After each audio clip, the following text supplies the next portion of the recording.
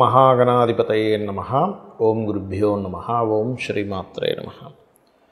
ప్రేక్షకులకి లలితాంబిక అమ్మవారి యొక్క అనుగ్రహం పరిపూర్ణంగా కలగాలని మనస్ఫూర్తి కోరుకుంటూ మనం ఈరోజు స్వప్నశాస్త్రరీత్యా 12 రాసుల వారికి లేదా 12 లగ్నాలు తీసుకోండి. మొట్టమొదటిగా లగ్నాలు కాకుండా లగ్నం తెలియదండి నాకు రాశి మాత్రమే తెలుసు అనుకునే వారికి కూడా ఇది పనిచేస్తుంది.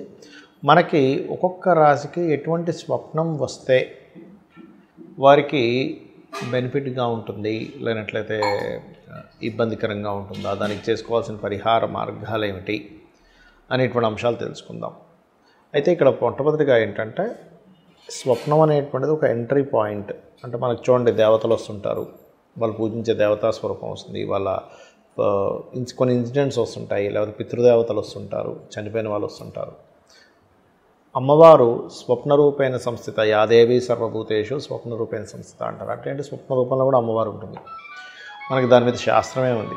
కాబట్టి అసలు స్వప్నాన్ని అసలు ఎలా చూడాలి, దాని గురించి ఫుల్ డీటెయిల్స్ అండ్ ఏ రాశుల వరకు ఎటువంటి స్వప్నాలు వస్తే బాగుంటుంది అనేటువంటి అంశాలు చెప్తుంది నేనైనప్పటికీ కూడా చెప్పిస్తుంది సాక్షాత్ లలిత అమ్మవారిగా భావిస్తూ తెలుసుకుందాం. మీనం వారికి కనుక చూసుకున్నట్లయితే మీకు ఇది గొప్ప స్వప్నము, చాలా మంచి స్వప్నము, దీనివల్ల మీకు మంచి జరుగుతుంది అనేటువంటివి ఎటువంటి స్వప్నాలు వస్తాయంటే స్వచ్ఛమైనటువంటి నీరు, ఆ నీటిలో స్వచ్ఛంగా ఉండేటువంటి కొన్ని పుష్పాలు, పారుతున్నటువంటి పుష్పాలు వచ్చాయి, మంచి నీరు వచ్చిందండి, ఇలా వేయగానే మేము ఒక ఇల్లు కట్టుకుంటున్నాము, అక్కడ ఇలా వేయగానే వెంటనే వాటర్ వచ్చింది, ఇలాంటివన్నీ వచ్చాయి అంటే మీకు చాలా మంచి స్వప్నం, దానిలో ఎటువంటి సందేహం లేదు. ఒక అతనికైతే అందమైన కళ్ళు వచ్చాయి ఒకసారి.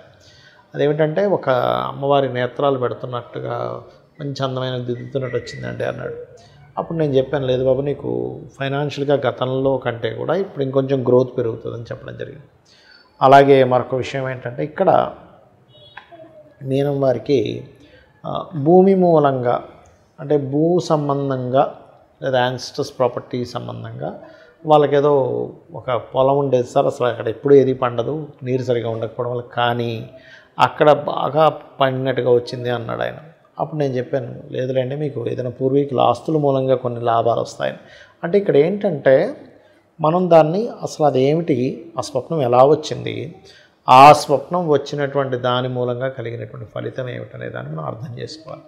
అయితే ఈ మీనం వారికి రాకూడని స్వప్నాలు ఏమిటి, అసలు ఎలాంటివి ఉంటాయి అంటే మీకు గనక సూర్యభగవానుడు మేఘాల వెనక్కి వెళ్తున్నట్టు, లేకపోతే తండ్రి ఏదో గొడవ పడుతున్నట్టు, తండ్రి సమానులు చిన్నాన్న వరుస వాళ్ళు ఏదో, లేకపోతే తండ్రి సమానులు ఎవరైనా చనిపోయిన వారు చినిగిపోయిన వస్త్రాలతో మీకు స్వప్నంలోకి వస్తే కనుక పితృదేవత సంబంధించిన ఎక్కడో ఎనర్జీ సరిగ్గా రావట్లేదు, బ్లాక్ అయ్యని అర్థం చేసుకోవాలి. అలా కాకుండా ఒక్కొక్కసారి మీకు ఉదాహరణకి ఇందాక నేను చెప్పినట్టుగా స్వచ్ఛమైన నీరు, పాలు, తెల్లటి వస్త్రాలు, పుష్పాలు ఇవన్నీ వస్తే చాలా మంచిది మీనం వారికి. అలాగే ఇంకొన్ని విషయాలు కూడా రాకూడదు. ఎలాంటివంటే ముఖ్యంగా వీళ్ళు ఎక్కడికో విదేశాలు వెళ్ళినట్టుగా, అంటే ఒక కేసు జరిగిన విషయం చెప్తున్నాను. ఎక్కడికో విదేశాలకు వెళ్ళి అక్కడ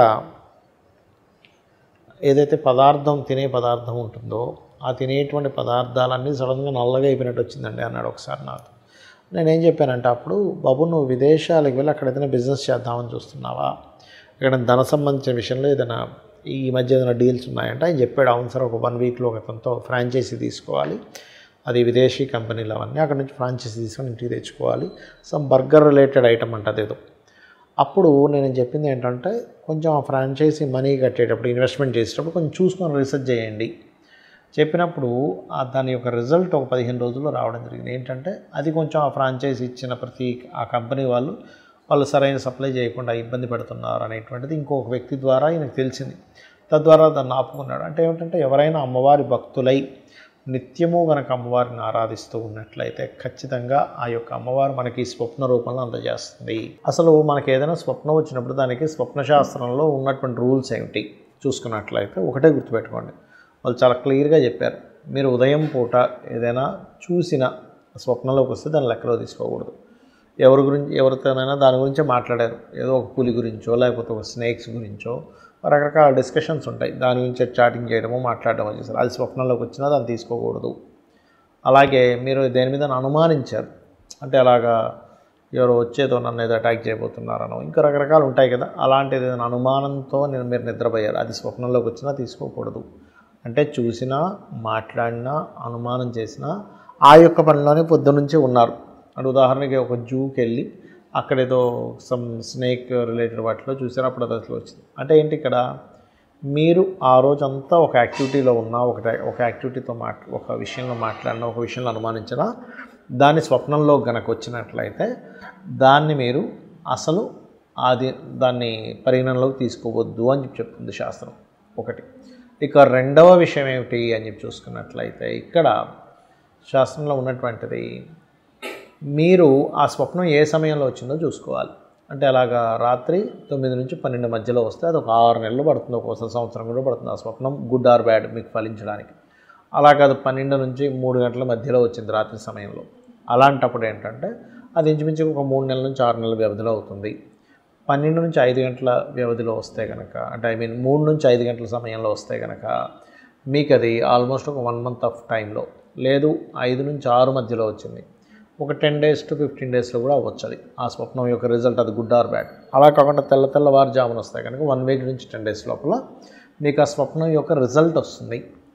ఇక్కడ అందరికీ అనిపించవచ్చు అదేమిటంటే నిజంగా స్వప్నశాస్త్రం ఉందా అంటే ఖచ్చితంగా ఉంది. ఎందుకంటే ఆ శాస్త్రం అనేటువంటిది ఉంది కాబట్టి. మీరు చూడండి, మనకి పెద్దవాళ్ళు వస్తారు, చనిపోయిన వాళ్ళు వస్తుంటారు, అంటే ఒక ఎంట్రీ పాయింట్ లాంటిది.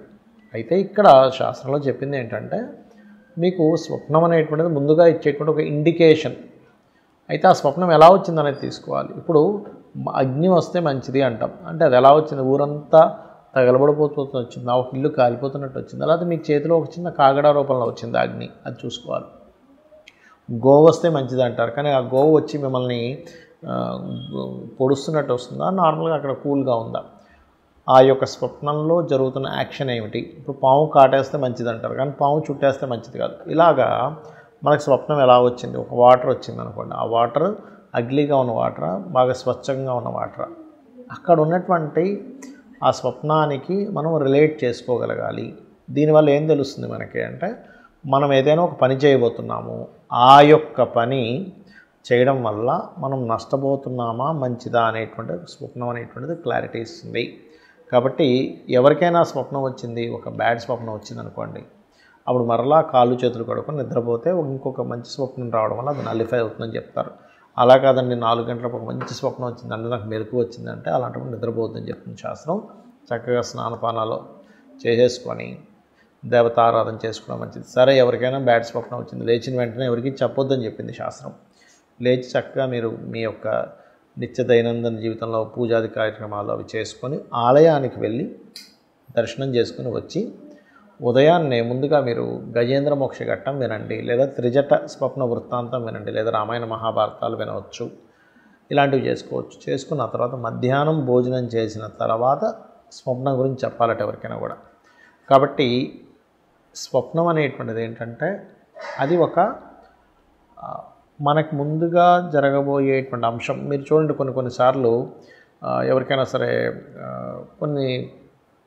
ఒక ప్రదేశంలో మనం వెళ్ళినా కూర్చున్నా, ఇది ఆల్రెడీ నాకు నా కలలో వచ్చింది, సేమ్ సిచ్యువేషన్, అందరం ఇలాగే కలిసినాం అంటూ ఉంటారు. అంటే ఏమిటి, ఆల్రెడీ స్వప్నం అనేటువంటిది ఒక రికార్డెడ్, ప్రతి ఒక్కరికి అనుభవం జరుగుతుంది. అవును, ఇంతకుముందు నాకు ఇదంతా కల్లోకి వచ్చింది అంటూ ఉంటారు. సో దీన్ని కొంతమంది మూఢనమ్మకంగా కొట్టిపడేసే వాళ్ళు ఉంటారు. డాక్టర్లు ఏంటంటే మీరు చూసిందే వస్తుంది అంటారు. అది ఆల్రెడీ శాస్త్రంలో చెప్పారు కొన్ని వేల సంవత్సరాల క్రితం, మీరు చూసిందే కళ్ళ కూడా వస్తుంటుంది, దాన్ని పరిగణనలో తీసుకోవద్దని. కాబట్టి దీని గురించి ఏమి టెన్షన్ పడకుండా మీకు ఎలాంటి దుస్వప్నం వచ్చినా యూట్యూబ్లోకి వెళ్ళి గజేంద్ర మోక్ష ఘట్టము అని కొట్టండి, అది ఒక 1 hour ఉంటుంది. విన్నారంటే ఏమీ ఇబ్బంది ఉండదు, అన్ని విధాలా బాగుంటుంది. శ్రీమాత్రే నమః.